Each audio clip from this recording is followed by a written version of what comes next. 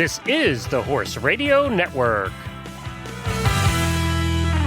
This is episode 350 of the Dressage Radio Show on the Horse Radio Network, brought to you by Total Saddle Fit, 2K Gray, Kentucky Performance Products, and Bed in a Box.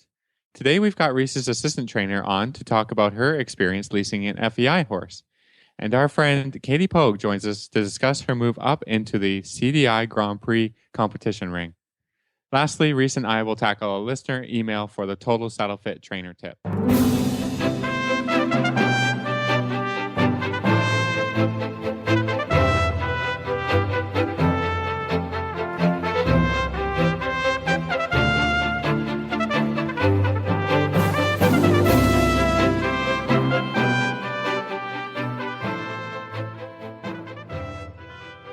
This is Reese Koffler-Stanfield from Loxahatchee, Florida. And this is Philip Parks from Rockwood, Ontario, and you're listening to the Dressage Radio Show. And we've got Coach Jen on doing the producing for us today, which is sort of a rarity. We don't get to talk to her as much as we'd like. So, hi Jen. Hi, everybody. Well, I hope that, I have to be honest, Phil, I kind of feel your pain when it comes to the weather in Canada this week. Because I went home for a couple days and it was a high of 13 degrees. That was rough. We're having a bit of a cold snap, especially over the weekend. So I was a bit disappointed. I had to cancel a couple of clinics this weekend and stuff, and I don't know what I'm gonna do. I just sit at home, I suppose. No, we're riding get today it. And tomorrow. But I normally, on the weekends, I go out and I travel Ontario and I teach clinics and see some regular riders, see some different riders and stuff. But and this winter so far has been good about it. I know that I have to cancel once in a while, just whether it's real cold weather or a snowstorm or whatever. But I've just, kind of got rolling along here in January, February, and really, enjoyed being able to visit everybody and teach a lot and really improve people. I think we're going to be even further, when we have a mild winter, we can be a lot further ahead into thinking about competition season, but this weekend it's not going to happen. So I'm going to be watching movies, I think. If anybody's got some recommendations. Send them to Phil. That's my plan, I suppose. I think that's everything. And down here, it is super busy. So I headed home. We had a really good first show for Elancourt over the weekend. He did his first Prix St. George. And he actually had a great show. Really, really solid Prix St. George. It was really fun. And that was sort of our goal this time, was to come out and just get, the movements down and do a solid test. And so then we have now a couple weeks of training to really get the power and the activity and sort of the wow factor in the Prix St. George. So that's my homework. I have quite a bit, but overall he was really good and handled the environment and my shad belly. You'll hear Katie Pogue later in the show. Yeah, she mentions that. That is important when you go from the short coat to the shad belly. I will recommend. Yeah, most horses are okay, but every once in a while you get one that goes, "Oh my God, what's that? What is that?" If you have a bit of wind, it'll flap. Yeah, I had a young rider horse that was weird about it. So I learned that lesson early. So Elancourt was fine about it. He didn't care. I was a little worried about him. He can be a little weird about that stuff, but he was like, nah, I'm bored to be an FEI horse. So it was super fun. Some people pin their jacket down? Yeah, some people do. I think Belinda Trussell does. She's right now the top rider down here in Wellington, and I'm pretty sure she pins hers down. So it's not illegal. You can do it. It's to what I know, but she pins hers down. But you can. Interesting. Anyways, yeah, cool. Yeah, and it's a big weekend down here. It's the 5-star. We'll have lots of the 3-star yesterday, right? Yep, the 3-star was yesterday, and Stefan Peters won with Rosamunda.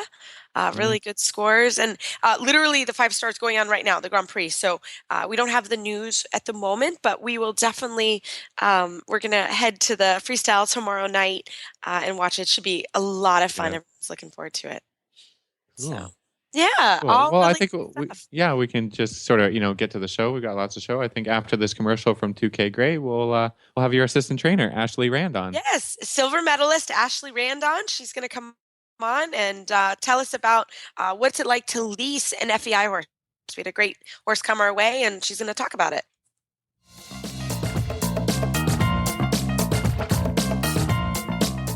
2K Gray's mission is to honor a woman's adventurous spirit by creating apparel that offers comfort while riding, plus style when you're not.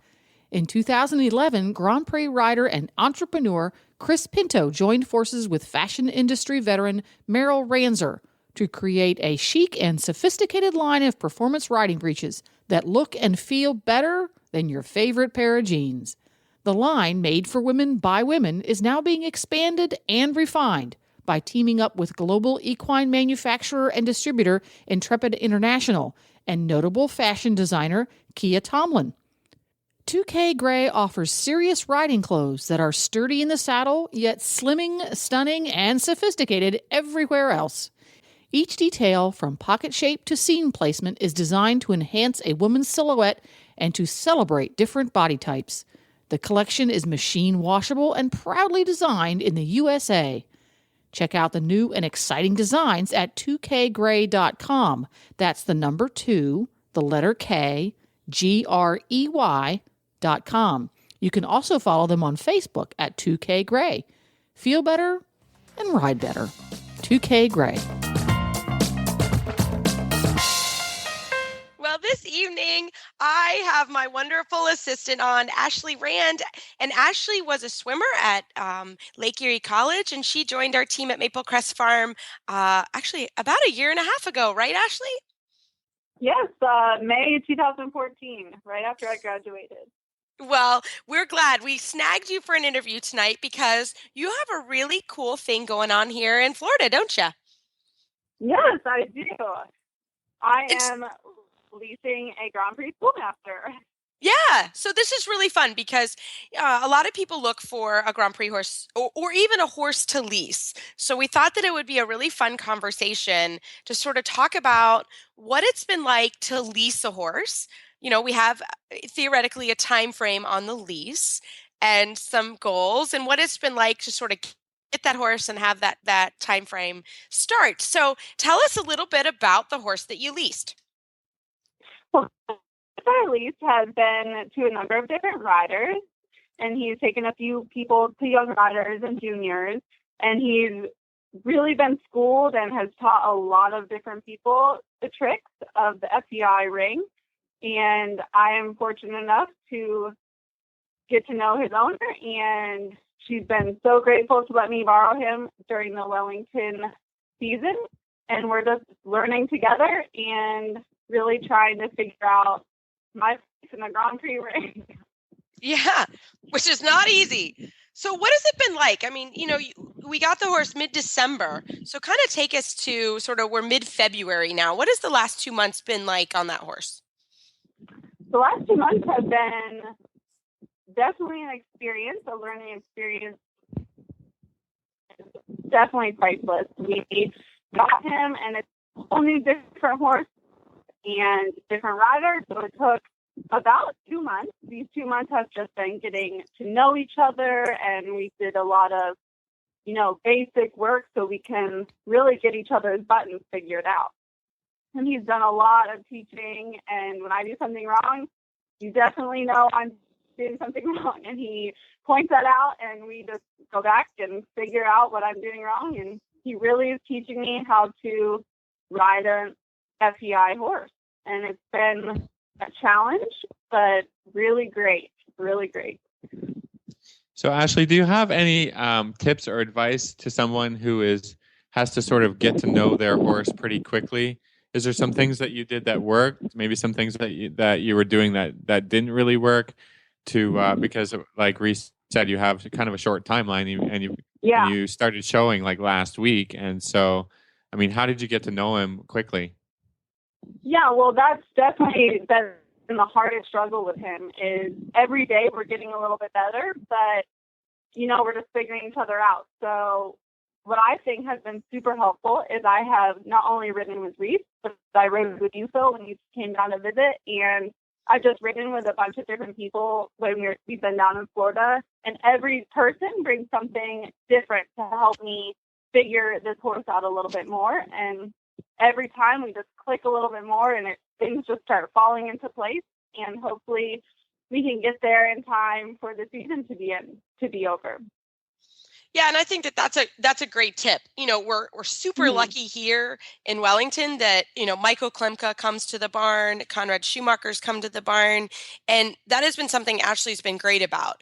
And she's ridden with these people who are sort of. I'm also having lessons from those people, so it's all in the same frame. And I, as her coach, go and listen to these lessons and want to see what's going on. And the horse is 20 years old, so everybody brings a different sort of, I would worry about this and not worry about this, or this is what my expectations should be. And so I think you've been super, it's increased the cost of the lease, but I think, or just the cost in general, but I think from a learning standpoint, kind of taking this, you're becoming a professional rider and taking this idea and this learning. That's sort of what you came to Florida for, was to really get better on the FEI ring. So tell us, expectations. I think that's maybe something we should talk about. What were your expectations when we leased him, and what were the expectations sort of now that we're mid-season? Yeah, I feel when we first leased him, we might have been these big dreamers, and we dreamed that I would just go in the ring down the center line in January and do some Grand Prix and just keep doing Grand Prix and Grand Prix. Well, the reality to that is, it's taken us to this point, two plus months in, to really just get solid, the solid basics figured out. And the horse knows the tricks. So once we can get connected with the walk, trot, canter, and some lateral work and changes, then we'll be able to put it together and do the Grand Prix. So we've been backing up our going down the center line at Grand Prix every week. We're like, okay, we're not ready now, and let's just keep working on it and keep trying to get pretty solid at Inter 1 and then move forward from there. So the expectation when we first leased him was just to get me in the ring as much as possible at the Grand Prix level, when really I'm learning more with every day just sitting on him. And yeah, we might just canter trot transitions for an hour, but every time I ride him, it is something different, and we're like he's teaching me how to ride a real FEI level horse. Yeah, and I think that was an awesome way to say it. Like, we really thought, okay, we're going to be able to come down and we're going to be able to show right away at Grand Prix.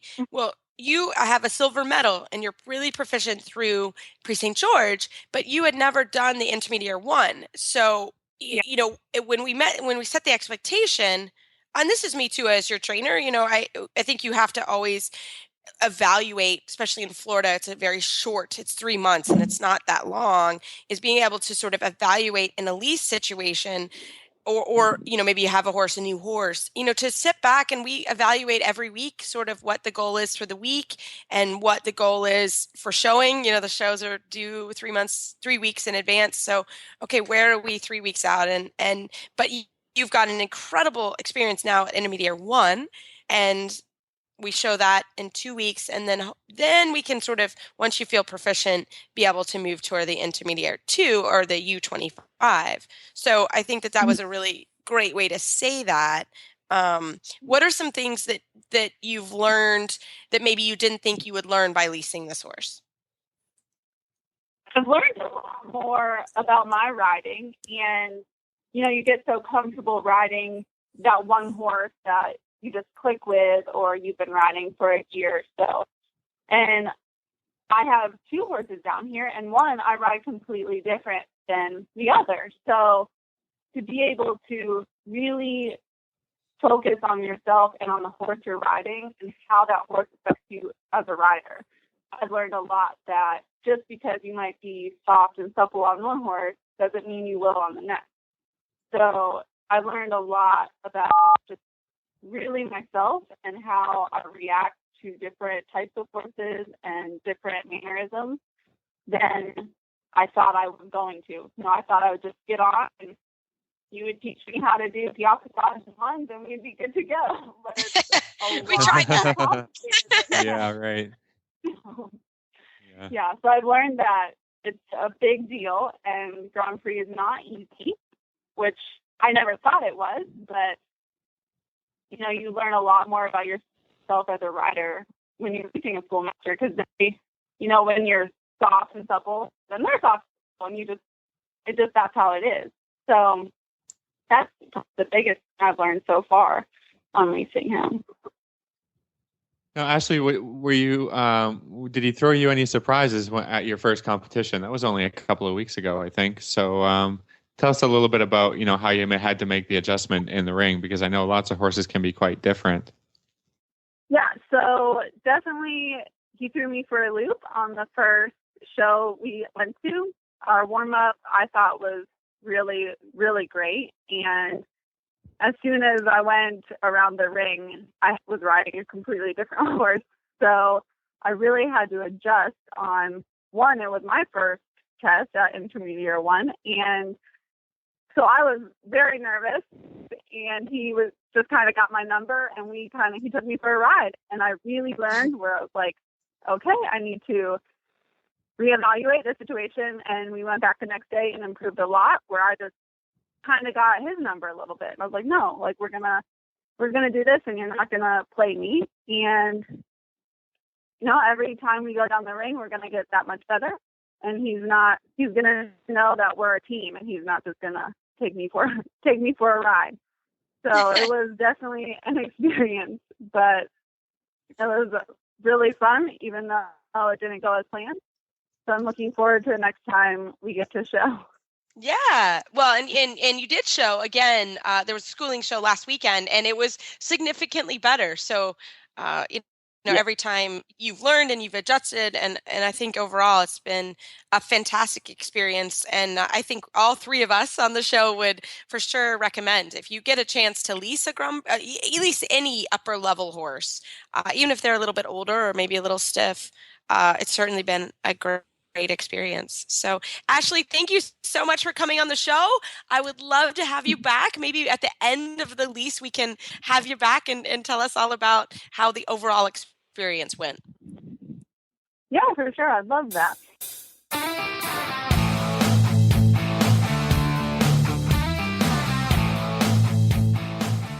If you're coming to Kentucky Horse Park for the Rolex or any other event, the best way to complete your Rolex experience is to stay at the nearby Clarion Hotel, just 4 miles from the horse park. At the Clarion Hotel, your experience will include a great room featuring a Tempur-Pedic memory foam bed, flat screen TV, and in the morning, a full free hot breakfast with eggs, sausage, waffles, and other great breakfast items. The Clarion is a full-service hotel with easy access off of I-75 at exit 115, with plenty of parking for your truck and trailer. The Clarion Hotel is also pet-friendly, so you can always bring along your furry friends. Best of all, you don't have to leave the hotel to enjoy fantastic Kentucky-style food and drink. Cortland's Southern Kitchen offers innovative Southern fare and a casual atmosphere, or you can relax at the Sports Page Bourbon Bar and Grill, where you can give the bourbon sampler a try. It's a great way for you and your friends to discover which Kentucky spirit is your favorite. If you're coming to Rolex, you better get your reservation in early. 859-233-0512. That's 859-233-0512.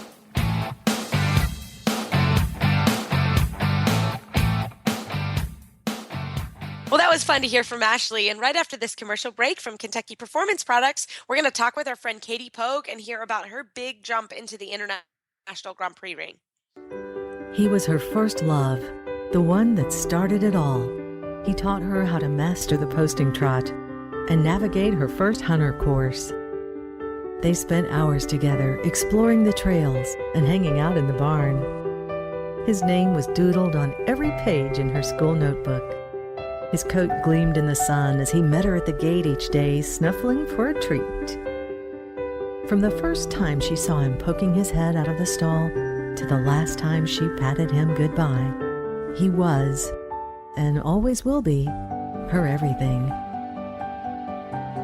This love story is brought to you by Nalox Advanced, providing complete support for a healthy digestive tract, which reduces the risk of colic and digestive upset. The horse that matters to you matters to Kentucky Performance Products. Call 859-873-2974 or visit kppusa.com to order today. This evening, we have one of our regulars back on the show, Katie Pogue. She is an FEI rider and trainer and judge. Katie, welcome to the show. Thank you for having me. Well, you were just down here in Wellington for a couple weeks or in and out. I guess you were in and out. And you did your first International Grand Prix on your stallion, Zona Kinga. Did I say that right? Zona Koning. Yes. And it was quite a fun journey to see you. I mean, I've known the horse a long time. I've seen you develop him, and so has Phil. And to see you in the big ring was pretty awesome. What was it like? It obviously was a lot of fun. It has been a journey. I got him 5 years ago and has brought him along from beginning stages. I had imported him and he was doing probably first level or so and had brought him along. And I did compete him when he was his last year at the Developing Grand Prix, and that was definitely very green. And then last year we had a really, really successful season at the national level. And so I did feel that he has the ability and the timing was right to try CDI this year. And so we did the first global CDI, and it was very exciting just to be down there with the caliber of riders that are down there representing so many countries. And then just arriving and being in the stabling and knowing the group of people that were in the barn who were from Germany and just some other friends around the world. And so the whole environment, whether it was friends here in the States or people that I had met from different countries, just being involved and surrounded by that was just the best part of it. And kind of, if the ride went well, it was, just the whole thing. It was just great to be there. And I did feel prepared. I did feel like what we had accomplished the year before at the national level of Grand Prix, that we really felt like we needed to be there. And not everything went as well as I had hoped, but we came out of it definitely going home with a plan and ready to come back down and do another one. And so we did.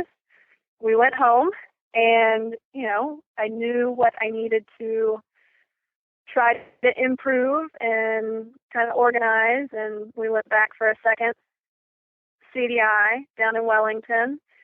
And I think the warm-up and, again, the environment and just the fun of all that, I think is just a tremendous feeling that you have or that you're surrounded by. And we did improve, and we made it from the Grand Prix into the Grand Prix Special, and definitely came home with just a greater feeling of that we belonged there. And it was just, time again to come home and improve, the next little bit. And I do think that it's important, whether you are just starting or somebody going into the international level, that you do feel prepared. I think it's good to feel challenged, but really knowing that when you go in there, you feel comfortable handling if things kind of go wrong, or just really enjoying it if everything goes right. And so we made 2 trips, did the first show, and then came home, did some homework, went back down, and then I'll be home for a couple weeks, and then we'll try it again in March. And I think some of the things that really helped me prepare for the show, and just kind of that environment, the times where I go and get lessons as we've gotten closer to the shows, I've had times where I just go and almost treat it as a horse show, that I go intense work for 2 or 3 days and then go home. And so that's kind of made me have to go and practice really kind of getting it together, making it happen, and then you're done and you can kind of reevaluate and see so that you really give yourself an environment, a little bit of pressure, kind of really trying to have to get it all together to give a sense of like it is when you're going to a horse show. So I've definitely tried to practice in situations like that. I've gone on, to lots of different facilities. I think getting out, and if your horse needs to get out and see different things, that you definitely give yourself plenty of time to get into those arenas and into those environments so that when it does get to this level, again, from all directions, you're really prepared for anything. And so I think Now, when we Katie, really... just 1 second. Katie? Yeah. Just 1 second. I wanted to know a little bit about what specifically about the Grand Prix test when you were showing at national level would make you say, now I'm ready to go international. Like that's sort of a pretty big jump. What things about the technical part of the test to say, okay, now we're ready to show it in an international ring in front of international judges? Right. This year for me, with the stallion, my first Grand Prix with him, I got in the 70s, and that was pretty exciting. And score-wise, every show that I did this year, he was in the 70s. And he's very talented in his piaffe and passage. And there were things in the test that I could really feel him coordinating and feeling very comfortable. And I think in discussing with lessons that I received, he this year was enthusiastic about, these tricks, feeling good, and he really was super steady throughout the whole year and staying in the 70s, which was a blast, and gave me the confidence that, we're at this level, we're getting these scores, it's consistent, and, he seems fairly enthusiastic about it. And so just from that side, the feeling side of it, from getting feedback from the judges, it wasn't just solid average scores. It was lots of comments and kind of conversation even with officials that shows, this is the type of horse for the international scene. And, it was a really big eye-opening year for me that he really does have it. And the two of us together can produce it. And then going from national to international and kind of going, okay, we've been encouraged by other people. I feel confident. The horse feels confident. And then we, make that step, and then we get into that arena and we go, okay, now, he is maybe not quite as confident, or things weren't quite as together as I thought. And, there isn't much getting by with little things. And so it's taking the year before that I know we can get some really dynamite scores, and, having now kind of starting from the bottom and working our way up, that now I can really come home and go, okay, I know I can get this.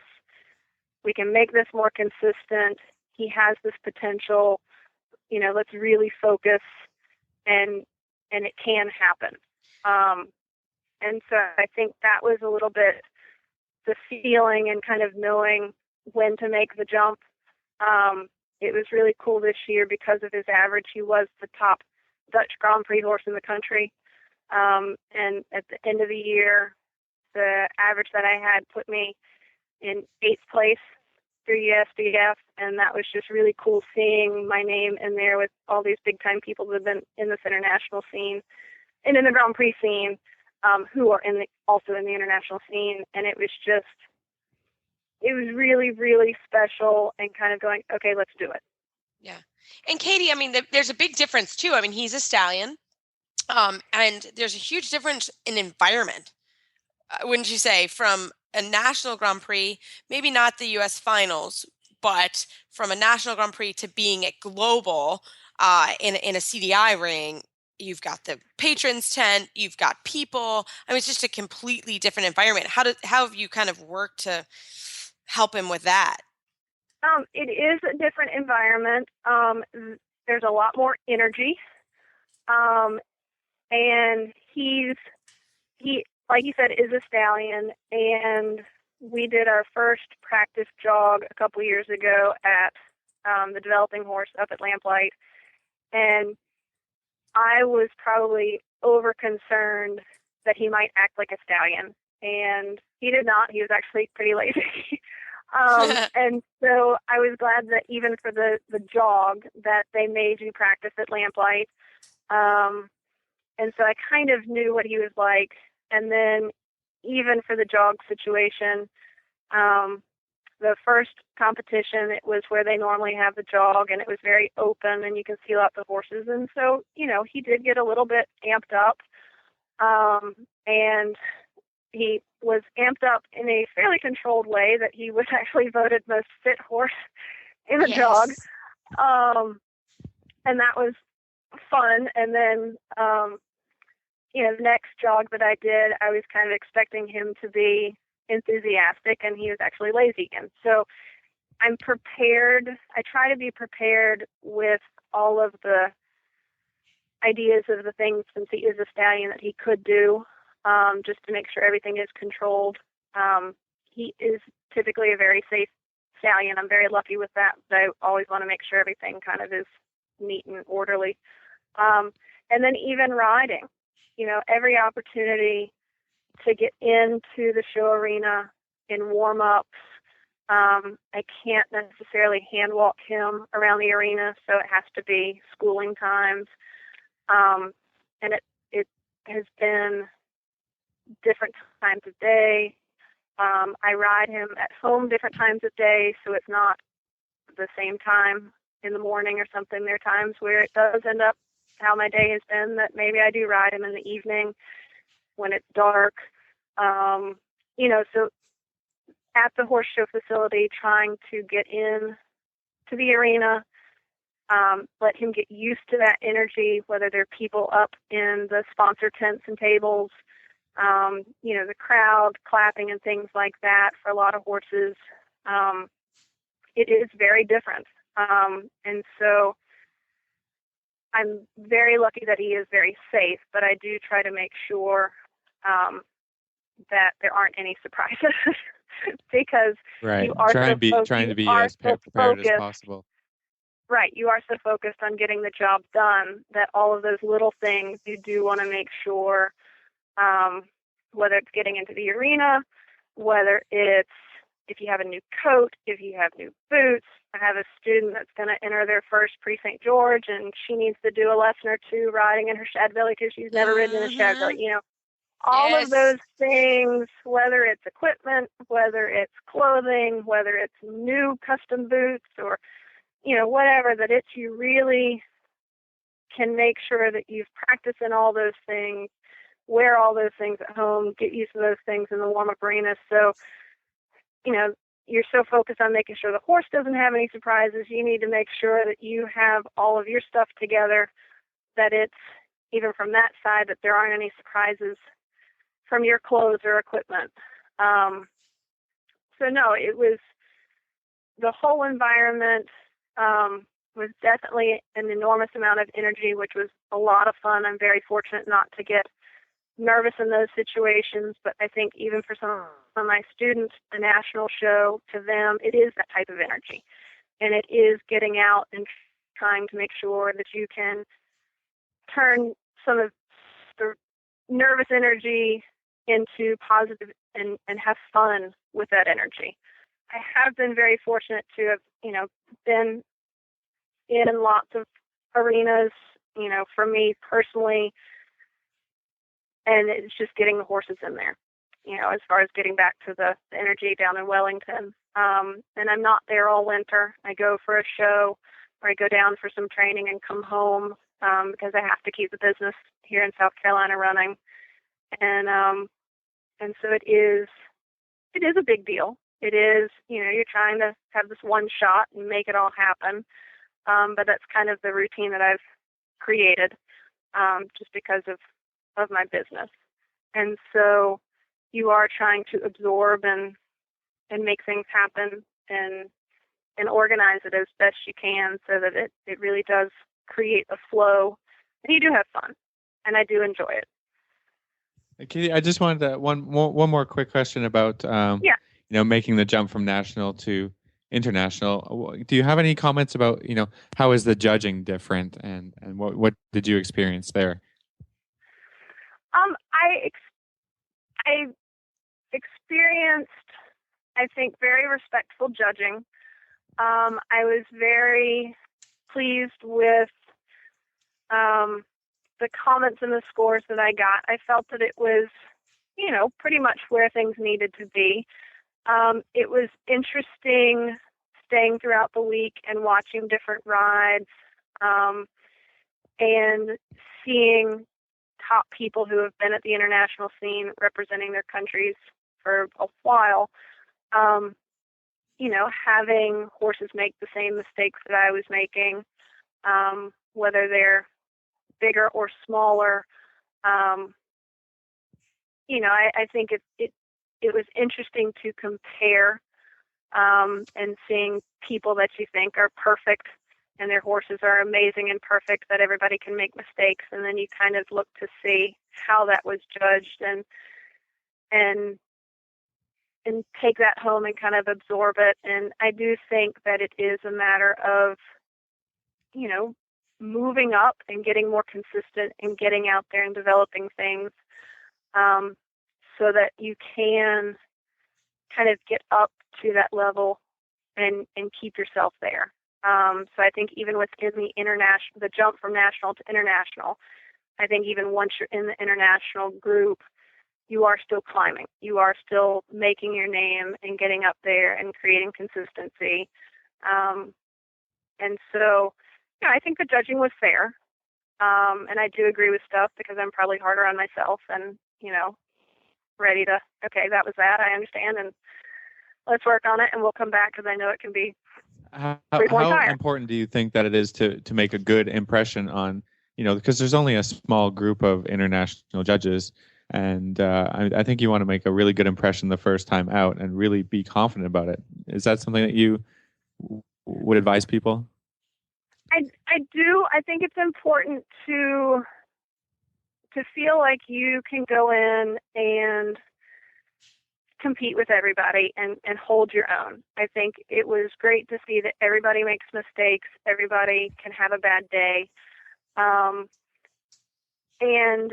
as you are in that group, I think the first impression is very important. But I think for me, I'd like to go back down and do better. And the horse that I have, I think that there were some very good highlights of things that the judges could see that there is potential. There is, you can get that much more out of him. And the comments and the scores, reflected that. It wasn't kind of a cloud over everything that like this is all you'll get. I mean, it was, sorry, it was a bad day. This can be better, and things like that. And so for my situation, I tried my hardest to give the best first impression, and it had some obvious, just it wasn't in the right mode that day, and then coming back and having it a little bit better, and we'll try to go back and keep improving. And I think just that they saw that there's room for improvement, I do feel confident that I can kind of keep climbing and improving and building from that. I think if you have a certain horse and it was a big step to get into the international scene, and that might, some lower scores is sort of the best that you can do, and you challenge yourself and you wanted to do a CDI, I do think that is one situation. And then I do think that there is, kind of the next step up where you are hoping to represent your country and really excel and develop your horse, and judges can see those highlights. And I mean, he is very green, and we try to be as prepared as we could as him being a green CDI horse. And I know it's a couple years, and I think there have been a lot of people in my position where you do have a horse and that's the scene you need to be in, and it's growth, it's development, it's confidence, both in horse and rider, and that you just keep building it. And I think that's the way you have to look at it. And any time you move up a level, I mean, it's great when it comes out and you get a 74% on your first time out, or you have a really good go on your first time out. But it doesn't always happen like that. And as long as you sort of keep the progression going, I think then it's a successful move up, and this is right. An incredibly big jump. It's still the Grand Prix, but you go from the National Grand Prix to the International. It's completely different horses, different judges. It's a really big leap. So, well, Katie, we are so happy always to have you on the show, and we can't wait to continue seeing your progress and seeing you. I can't wait till you get your first 70% at Grand Prix, because he has it in him. So how do our listeners find you online? I'm at katiepogedressage.com, and you can email me with katiepogedressage@yahoo.com. And thank you very much for having me on the show. It's great talking to you guys, and I appreciate all that you do. And we will keep having you on. We love it when you come and stop by and visit us. Thanks, Katie. Welcome to bedinabox.com, where you'll find the most comfortable, pressure-relieving memory foam mattress at only 1/3 the cost of the leading brands. We have created an exclusive memory foam that sleeps cooler, rebounds quicker, and cradles your body in pain-relieving comfort better than other types of memory foams. Introducing our new memory foam technology. By swirl infusing gel into our advanced memory foam, we have created an even cooler, more comfortable sleeping surface. Best of all, it's made right here in the USA. He had been dealing with back pain and chiropractor visits for a while, so we decided it was probably time to find a new mattress. So we started doing some research on memory foam mattresses and found bedinabox.com. We were on a trip with some friends, and they actually had a bed-in-a-box mattress in their camper. And on their recommendation, we decided to get one for ourselves. They got it to us in no time. We had no problem adjusting, and we were thrilled with the comfort. In fact, my husband doesn't have to get up early anymore due to back pain. He can lie in bed for as long as he likes without any discomfort. We recommend Bed in a Box to anyone who has back problems or just needs a good night's rest. We believe we have created the world's best memory foam mattress. Using independent, accredited labs, we have tested our mattresses against the industry leaders to ensure comfort and durability. Test results show our mattresses relieve pressure better than the more expensive ones found in retail stores. Buying a mattress over the internet may seem risky. That's why we offer a 120-day zero-risk return policy. You get a full 100% refund if you're not satisfied. No hidden fees and no return shipping charges, and we back them with a 20-year warranty. Sound too good to be true? Don't take our word for it.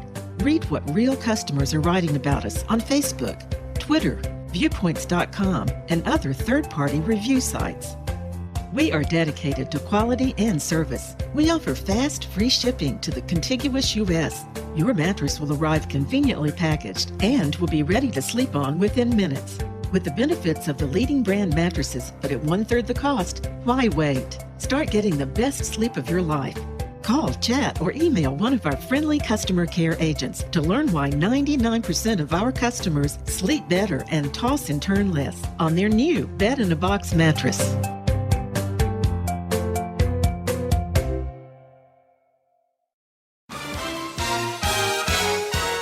This tip brought to you by Total Saddle Fit, the shoulder relief girth that Reese and Phillip both love. And here's why. The saddle fit solution you have been waiting for is finally here. TotalSaddleFit.com is proud to introduce the Shoulder Relief Girth. This strategically shaped girth actually moves the girth line of your saddle back over 1 inch, thereby freeing your horse's shoulders from the saddle. Traditional girths pull saddles up against a horse's shoulders and often over the top of the shoulders. The shoulder relief girth's recessed ends allow for the billets to buckle into the girth farther back to give your horse unparalleled freedom of motion. We are so certain that your saddle will fit better and your horse will be more comfortable that for a limited time we are offering a 30-day, 110% money-back guarantee.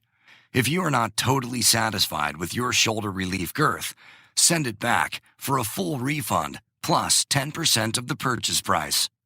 Don't wait. Order now for the best saddle fit solution available. At TotalSaddleFit.com. Visit TotalSaddleFit.com. Well, Phil, we have an email from a listener, which, as everybody knows, we love email and Facebook shout outs, and we always like to get to it. So what is our Total Saddle Fit tip of the week, Phil? Well, we got an email here from Lucy, who is a sort of a once a week rider at a riding school, and she does a little competitions. Actually, from France. This is one of our French listeners, so that's international listener. Yes, it's awesome. So, love French listeners. to France, and let's see. Oh, this is a question about inside bend. So this is back to our roots, and so one of the really important beginning qualities of a dressage horse is a horse that can bend. Very simply put, getting the nose to look to the inside. How do we accomplish that? So I'm going to throw that to you first here, Reese. When you're a beginner rider learning to bend a horse, what are some important things to think about, and how are you going to get this accomplished? Well, this is a great question, Phil. I mean, this is and it's actually kind of can be a complicated question. When you start talking about the inside bend, and inside flexion. But when we start talking about inside flexion, and this actually happened in multiple lessons that I taught today, is having the horse move laterally away from the inside leg. And this happens a lot with horses that are stiff or that are spooking. Actually, those are the two scenarios that we had today here in Ontario. Distracted horses. One was distracted spooking and one was stiff. So, and I'm thinking from a school horse perspective, is a lot of school horses are stiff, right? They're not asked to move and flex their neck to the inside, so they can't. They're also just not that responsive. I mean, that's what makes a good school horse. Is like if you ask for something, that's maybe not correct, they're not going to do anything about it. But I think you really have to endeavor to communicate well with the horse that you're riding for, once a week, and to sort of get on and set the rules. And one of the rules is yielding from the inside leg. That's essentially how we create bend.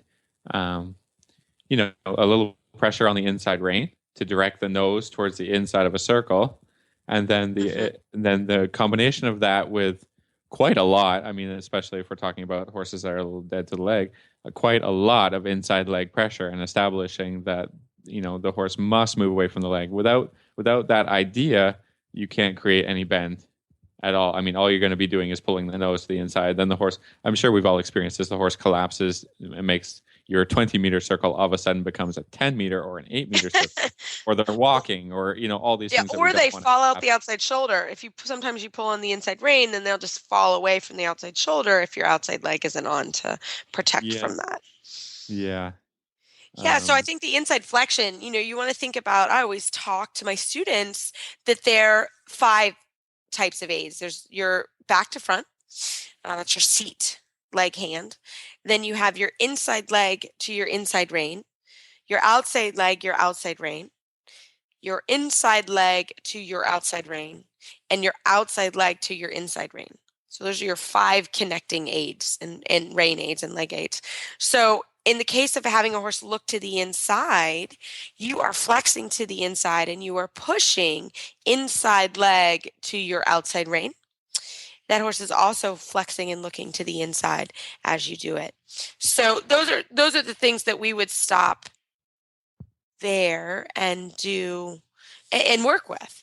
And so that's what I would say with the school horse, is to start working on the fact that you can flex them to the inside, you can push your inside leg on, and the horse steps, flexes to the inside or the left if you're going to the left, and pushes the inside hind leg a little bit more under their body.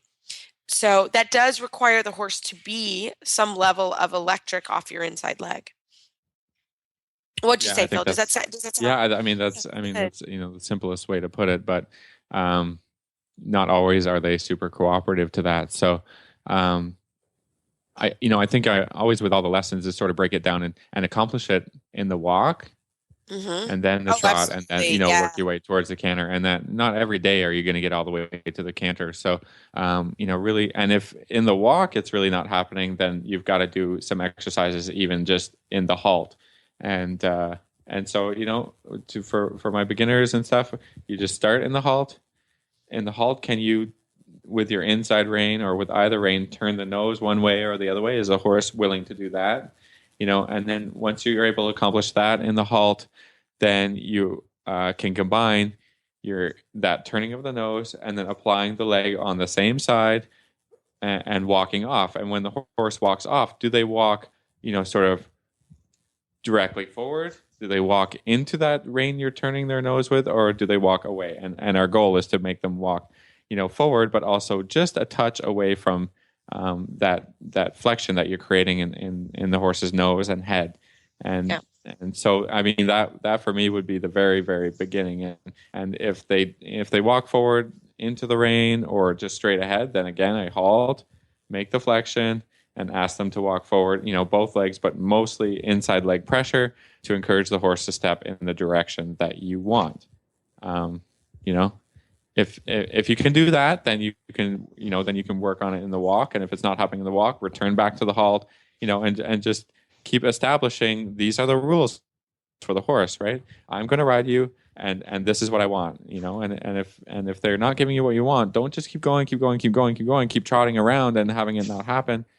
Just break it down to the simplest explanation that you can give to the horse and the best communication you can give to the horse. Because when we learn to ride, then we're not always super coordinated, and it's not expected for the horse to understand you perfectly.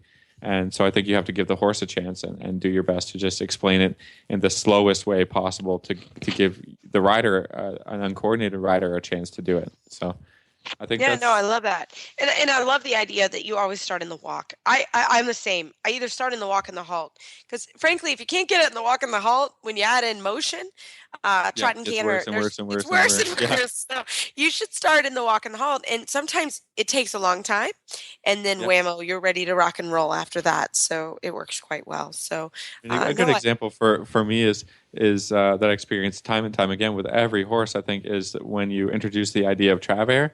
It doesn't make sense to the horses. So I do it I probably do it 2 weeks in the walk before I can even think of accomplishing it in the trot. And that's a trained horse, and that's, with me riding, that's a lot of experience in teaching horses. It doesn't matter, that you can't just skip over the steps, right? And so I think that can give some of the less experienced riders confidence that, even we do it. Even we have to stay in the walk and really establish good communication with the horses. So it's not. We say it's always go slow to go fast. Yeah, It's okay to go really slow well in the beginning, and then it's no trouble. And then it's no big deal. But I was, I used to struggle so much with some of these things just because I skip steps, and I've really learned to just take my time with each thing, explain it from the halt if I need to. And then 2 weeks later, I'm so much further along that the horse understands me. We haven't had any big blow-ups. They trust you a little bit more, and the training goes so much faster that way. So that's my advice, I guess, about this is just take your time, explain it really well, and make sure that the horse understands. Move away from the inside leg. Fantastic. Well, I hope everybody enjoyed that. And I think that that's the way to go when it comes to flexion and bend, and also something to think about as you're working just all of your horses. It's good to do that. So you can find our show notes and links to today's guest on our website, dressageradio.com. Like us on Facebook, just search Dressage Radio. Follow us on Twitter @Horse Radio. My website is Maplecrest Farm KY, and my email is reese@horseradionetwork.com. You can find me at philipparksequestrian.com, and my email is philip@horseradionetwork.com. I'd like to thank our sponsors for allowing us to put on a good show, and don't forget to check out all the other shows on the Horse Radio Network at horseradionetwork.com. Everybody, keep your heels down and your shoulders back, and we'll talk to you next week.